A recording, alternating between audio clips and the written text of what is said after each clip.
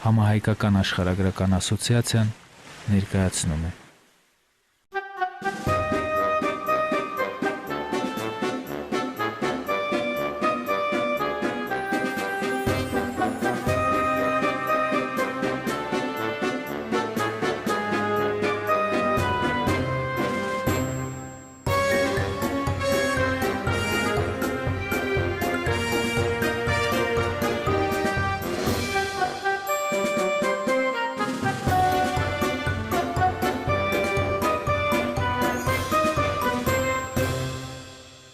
Ծրագիրն իրականացվել է Հայաստանի Հանրապետության մշակույթի նախարարության աջակցությամբ։ Ծրագիրն իրականացվել է Հայկական բարեգործական ընդհանուր միության աջակցությամբ։ Հայկական բարեգործական ընդհանուր միությունը Հայաստանում իրականացնում է երիտասարդական բազմաբնույթ ծրագրեր։ Երևանյան ամառային պրակտիկա, որն ապահովում է սփյուռքահայ ուսանողների մասնագիտական փորձի ձեռքբերումը հայրենիքում, արդեն ավանդական դարձած սկաուտական ճամբար է Լոռիում, բացահայտիր Հայաստանը, որն այստեղ է համախմբում սփյուռքահայ պատանիներին, ինչպես նաև երաժշտական Հայաստան ծրագիրը, որի ընթացքում սփյուռքահայ երիտասարդները ծանոթանում են հայկական երգարվեստի պատմությանն ու հետևում վարպետաց դասերին։ Հայկական բարեգործական ընդհանուր միության այս ծրագրերի միջոցով ամեն տարի հարյուրավոր սփյուռքահայ երիտասարդներ համախմբվում են հայրենիքում։ Հայկական բարեգործական ընդհանուր միություն 107-ամյա ազգանվեր գործունեություն։ Բարև ձեզ հարգելի հայրենակիցներ։ Առաջին ալիքի եթերում Հայաստանի ճամփեգով ծրագրի 243-րդ թողարկումն է եւ 243-րդ ճամփան բերեց մեզ Երևան։ Հունվարի 9-ին տարածավ Սերգեյ Փարաջանովի 90-ամյակը։ Ծննդյան տարեդարձի կապակցությամբ Երևանի Կոմիտասի անվան Պանթեոնում հավաքվել էին մշակույթի գործիչներ ու Փարաջանովյան արվեստը գնահատողներ։ Նրանք հարգանքի տուրք մատուցեցին կինոռեժիսորի հիշատակին։ Այսօր Հայաստանից դուրս շատ քիչ հայ մարդու անուն տրվում է, դրանցից մեկը հենց Փարաջանովն է, որ կարևոր է շատ մեզ համար։ Փարաջանովի արվեստը, որը հասկանալի է աշխարհի բոլոր ծայրերում, մենք հպարտ ենք, որ այդ արվեստը մերն է ինչ-որ չափով եւ Ուկրաինայինն է, եւ Վրաստանինն է, եւ Ռուսաստանինն է, բայց պարզ է, որ նա հայ է, եւ սա շատ կարևոր փաստ է բոլորիս համար։ Եվ նշում են մյուս քաղաքներում էլ, Կիևում են նշում, Ալչևսկում են, Կոմունարսկում նշում, որտեղ նա եւս նստած է եղել ճամբարում, նշում են Մոսկվայում, նշում են Թիֆլիսում։ Առաջիկայում դեռևս կլինեն բազմաթիվ իրադարձություններ նվիրված արվեստագետի Հոբելյանին, որոնց նույնպես կանրադառնանք, սակայն այսօր ուզում ենք ձեզ ներկայացնել մայրաքաղաքի կարևոր մշակութային օջախներից մեկը՝ Սերգեյ Փարաջանովի տուն-թանգարանը։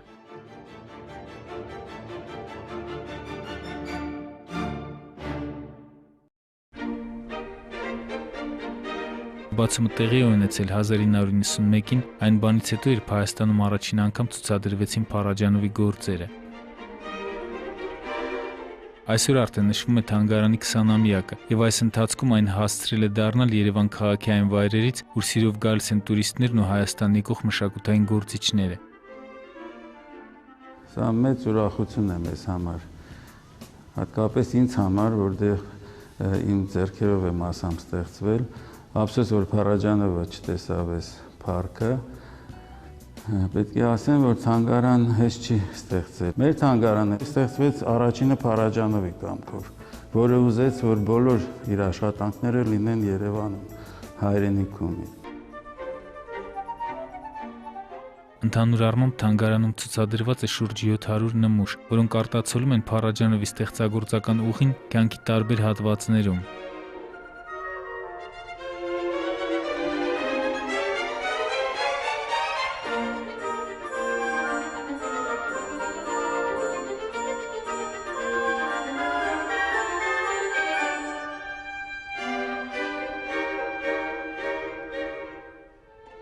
Հավաքածուի հիմնական մասը նրա աշխատանքներն են՝ էսկիզներ, տիկնիկներ, գլխարկներ, ինչպես նաև Թբիլիսիի տնից բերված կենցաղային եւ անձնական իրեր։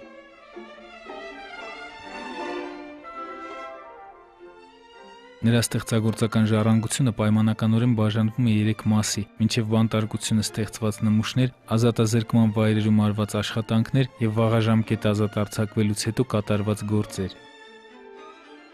Այս վերջին փուլում չունենալու ֆիլմ նկարահանելու հնարավորություն Փարաջանովը երկար ժամանակ զբաղվում էր կոլաժների, գծանկարների եւ կինոնկարների էսքիզների ստեղծումով։ Զարմացնում է դրանցում օգտագործված առարկաների եւ նյութերի բազմազանությունը։ Հայտնի է օրինակ, որ բանտում նա հավաքում էր թափված տերևներ, հերբարիում սարքում եւ ուղարկում իր մտերիմներին։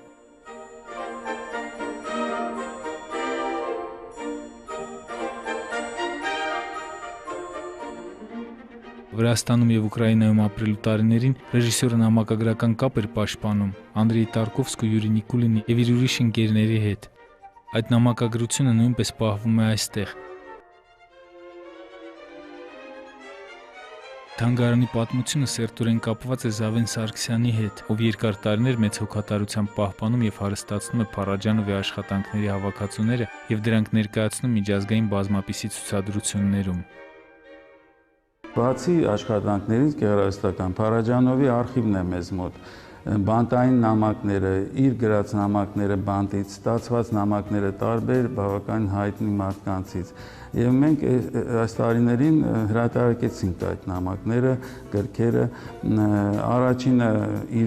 իր գրված նամակները դա Սորոսի ֆոնդը օգնեց, մենք ֆիլմադարանի հետ միասին հայկական այդ գիրքը արեցինք, հետո առանձին գիրք արեցինք իրեն գրված նամակները, մեծ ալբոմ լույս տեսավ մի քանի տարի առաջ ռուսերեն եւ անգլերեն լեզուներով նրա արվեստը մենք ներկայացրեցինք։ Աշխարհը գիտեք չէր իմանում Փարաջանովին, երբ որ նա կար, նրա մասին ոչինչ չէր գրվում։ Եվ դա քաղաքականություն էր պետական, որ այդ մարդուն ոչնչացնեն, ուղղակի նրան չհիշեն։ Եվ մենք այդ բացը պետք է լրացնենք։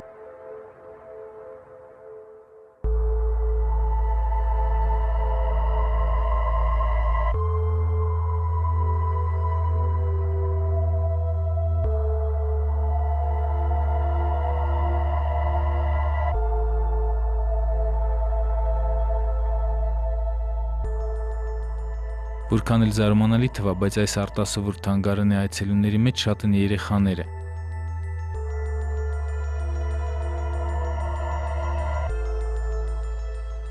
Հեղինակը տարբեր առիթներով ասում էր, որ ինքը պրոֆեսիոնալ նկարիչ չէ եւ կոչ էր անում իրեն անվանել արվեստի սիրահար, իսկ իր ստեղծագործությունների մասին ասում էր, որ ոչ մի նոր բան չի հորինել, այդ ամենը կա բնության մեջ։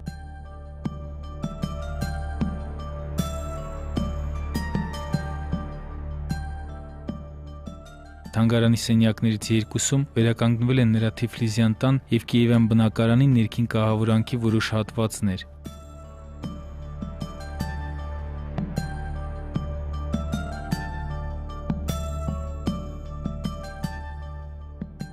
Մի քանի տարի առաջ Թբիլիսիում տեղադրվեց Փարաջանովի արձանը։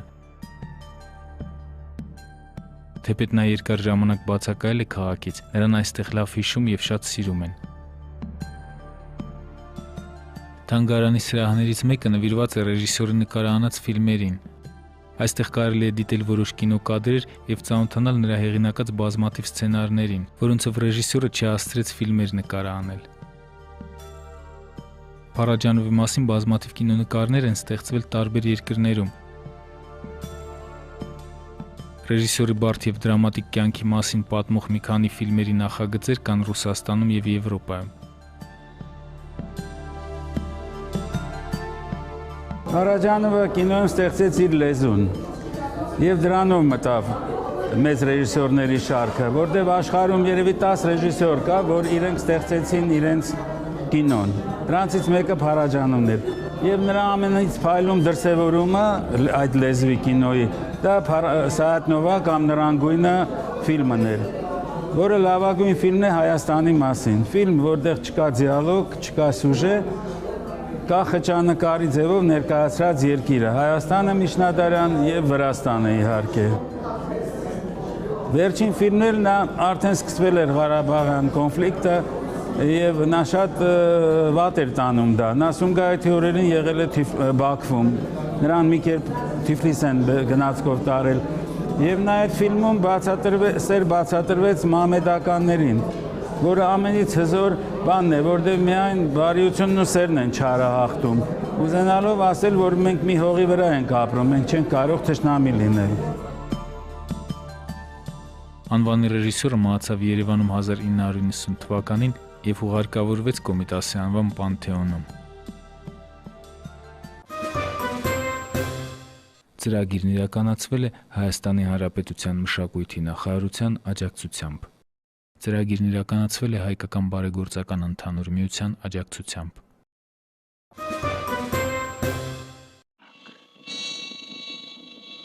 Դուն գրակ, հակացը գրակ, Դուն գրակ,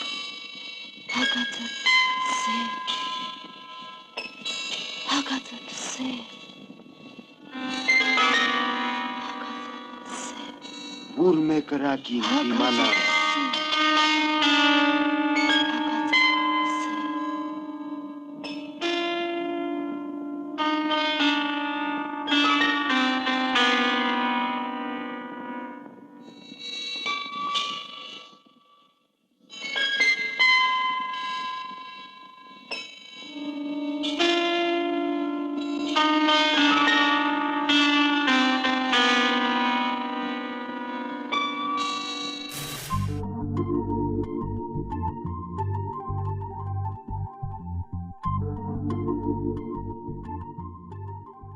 Փարաջանովի թանգարանը Երևանի ամենահաճախելի վայրերից մեկն է։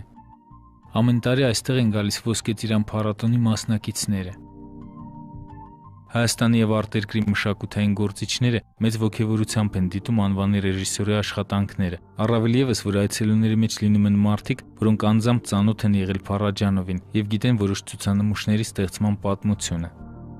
Այս տարվա Ոսկե ծիրանը պետք է նվիրված լինի ամբողջությամբ Փարաջանովին եւ նրա արվեստին եւ զուգահեռներին, նրա սիրած ռեժիսորների ֆիլմերն էլ պետք է ցուցադրվեն, ռեժիսորներ, որոնք ազդված են Փարաջանովից եւ դրանց ֆիլմերը եւ կհրավիրվեն մարդիկ անշուշտ, որ կապված են եղել Փարաջանովի հետ, որոնք չեն եղել դեռ Հայաստանում, չեն տեսել թանգարանը եւ մենք կունենանք եւ ցուցահանդեսներ։ Առաջինը Մոսկվայում է նախատեսված, իսկ հետո տեսնենք դեռ վերջնական չկա համաձայնություն։ Թանգարանը տարեկան ունի մոտ 15-16 հազար այցելու։ Սովորաբար դա շատ մեծ թիվ չի, բայց Երևանի համար մեծ թիվ է, որտեղ Երևանում туриզմը պակասել է, բոլոր դեպքերում այցելուները կիսվում են, կես երևի տեղացիներ են, մի մասը ուսանողներ են, դպրոցականներ են, շրջաններից, որ շատ կարևոր է, եւ այդ շրջանների ժողովուրդը ավելի պատրաստված է, պատկերացրեք, նայում, ավելի հետաքրությամբ է նայում, ուսանողները, պրոֆիլային ուրեմն մասնագիտություններ ունեցող ուսանողները եւ իհարկե կինոաշխարհի մարդիկ։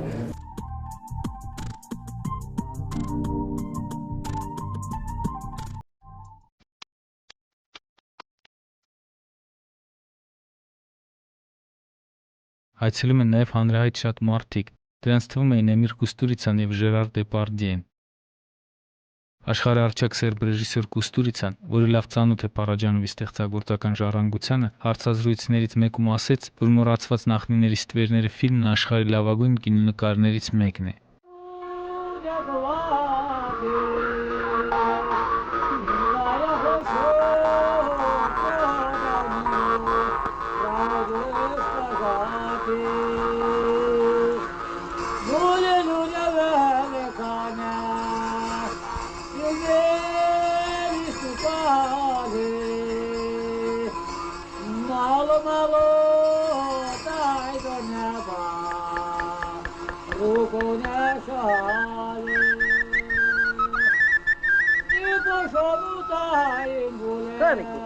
Коники, ей, мои коники.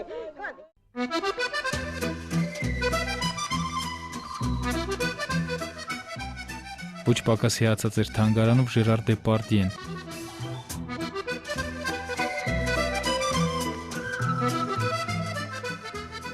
2007 թվականին Ֆրանսիայում Հայաստանի տարվա շրջանակներում Այվազովսկու կտավների եւ Արմենիա սակրացուցահանդեսների հետ մեկտեղ կայացավ Փարաջանովի աշխատանքների ներկայացումը Բոզար սրահում։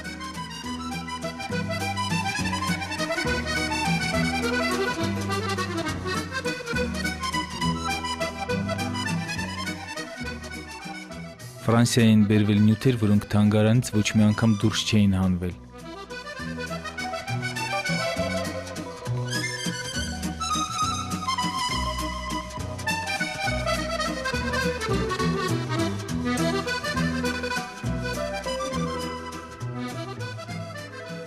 Քանի որ սրահը, որտեղ կազմակերպվել էր ցուցադրությունը, գտնվում էր անմիջապես Լուվրի դիմաց, այստեղ բերվեցին նաև Ջոկոնդային նվիրված Փարաջանովի աշխատանքները։ Հանդիսատեսի կողմից ոգևորությամբ ընդունվեցին նաև ռեժիսորի նկարահանած ֆիլմերը։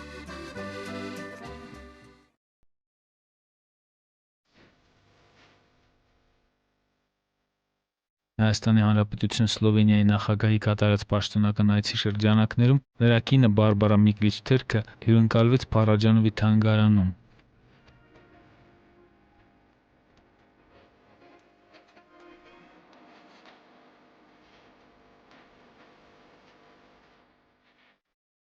«2010 թվականին թանգարանի հավաքածուն և Փարաջանովի նկարահանած 5 ֆիլմերը ցուցադրվեցին Սլովենիայում հայ մշակույթի տարվա շրջանակներում։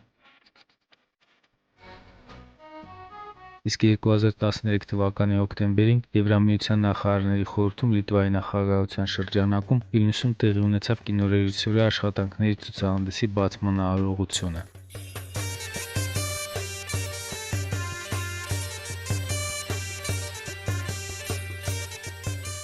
Վիլնյուսում առաջի ցուցահանդեսն է սա Փարաջանովի։ Չնայած մեր կապերը շատ լավ էին միշտ Լիտվայի հետ, բայց Վիլնյուսում առաջին անգամ է։ Իհարկե ցուցահանդեսը մտածված էր այնպես լինի, դրա համար էլ երկարաձգվեց, որ այս գագաթնաժողովի հորերին էլ լինի։ Մեր ցուցահանդեսը 40 աշխատանքից է եւ մեծ նյութ ունի լուսանկարչական, իսկ մի սենյակը լրիվ Սաատնովա ֆիլմի կադրերն են։ Եվ շատ մարդիկ, հատկապես արվեստի մարդիկ այցելել են ցուցահանդեսը։ Երբ Երևանում էի Սերգեյ Փարաջանովի տուն թանգարանում տեղեկացա, որ մեր հարևան երկրներում արդեն եղել են մեծանուն հայի գործերի ցուցադրությունները։ Այդ պահին մտածեցի, ինչու մեզ մոտ Վիլնյուսում չկազմակերպենք նման միջոցառում։ Շատ հաճախ մարդիկ լսելով Փարաջանովի անունը հիշում են նրա ֆիլմերը։ Այս միջոցառումը լավ առիթ էր հանրությանը ներկայացնել նրա կոլաժները, քանի որ դրանց բնօրինակները քչերն են տեսել։ Հաճելի է նաև, որ մարդիկ սիրով այցելում են եւ հիացած են հեռանում այստեղից։ Մեզ մոտ այցելուները թողնում են իրենց գրառումները ամենատարբեր լեզուներով։ Օրինակ երեք երիտասարդ մի աղջիկ գրել էր. «Ես ոչինչ չգիտեի, սակայն տեսա Փարաջանովի աշխատանքները, նայեցի վավերագրական ֆիլմը եւ կշարունակեմ ինձ համար բացահայտել այս ստեղծագործողին»։ Այսպիսին է Փարաջանովի թանգարանը, հայկական մշակույթի կարևոր օջախներից եւ տուրիստների կողմից հաճախ այցելվող վայրերից մեկը։ Հուսանք, որ ոչ միայն տուրիստների, այլև տեղաբնակների համար այն կշարունակի լինել մշակութային կարևոր եւ հետաքրքիր վայր, ուր հաճախելով մենք կարող ենք առնչվել Հայաստանին կինոարվեստի բնագավառում մեծ հռչակ բերած անվանի մարդկանցից մեկի՝ Սերգեյ Փարաջանովի ստեղծագործական հարուստ ժառանգությանը։ Այսօր այսքանը, առայժմ։ Ամբողջովին ձեր Ռաֆայել Հովհաննիսյան։